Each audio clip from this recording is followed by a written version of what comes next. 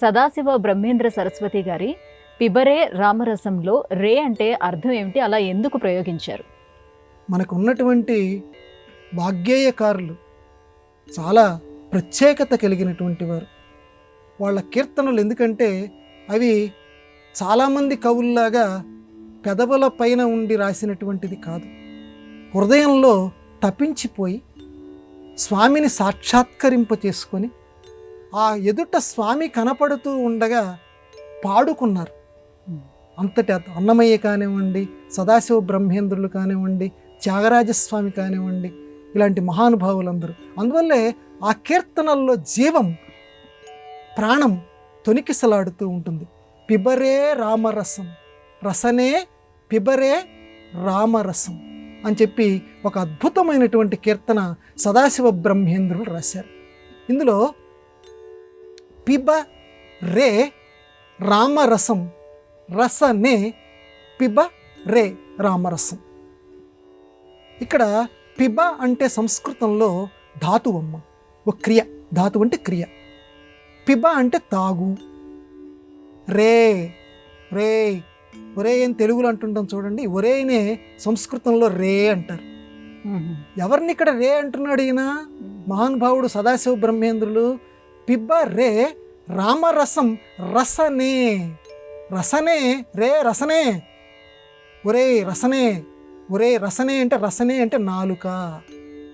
ఓ నాలుక, నువ్వు పిచ్చి పిచ్చిగా లోకంలో దొరికేటువంటి ఏవైతే ద్రవాలు ఉన్నాయో, ఇది మంచి రుచిగా ఉందని చెప్పి పిచ్చి పిచ్చి ద్రవాలు తాక్కు.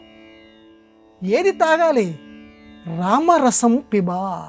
రాముడు అనేటువంటి నామరసం ఉందయ్యా, కమ్మటి రసం. అంటే ఆ రసాన్ని తాగరా నాలిక, మిగతావేవి కూడా నువ్వు తాగకు. అంటే ఓ నాలుక, మిగతా లౌకిక విషయాలేవి కూడా నువ్వు ప్రస్తావించకు. నువ్వు నోరు విప్పావు అని అంటే ఆ నాలుక నువ్వు రామా రామా రామా అని మాత్రమే నువ్వు అంటూ ఉండు. ఆ రామరసాన్ని మాత్రమే నువ్వు తాగు. లోకంలో ఉన్నటువంటి మిగతా లౌకిక విషయాల్ని నువ్వు పట్టించుకోకు, పాపాన్ని మూట కట్టుకోకు అని చెప్తూ తనకి తాను చెప్పుకుంటున్నట్లుగా సదాశివ బ్రహ్మేంద్రులు చెప్పి లోకంలో ఉన్న భక్తులందరికీ కూడా ఎలా నడవాలో మార్గాన్ని చూపించారు సదాశివ బ్రహ్మేంద్ర స్వామి. అంటే లోకంలో ఉంటున్నటువంటి మనం అందరం కూడా వీలున్నప్పుడల్లా కూడా ఆ రామరసాన్ని, ఎందుకంటే లోకంలో కలియుగంలో తపస్సు చేయటానికి శక్తి లేదు, దుర్బలులు, దుఃఖాల సపీడితులు, ఇలా భారతంలో చెప్పాడు అరణ్య పర్వంలో హనుమంతుల వారు. కాబట్టి ఒక చోట కూర్చొని ఒక గంట కూర్చోలేము, ఒక అరగంట కూర్చోలేము.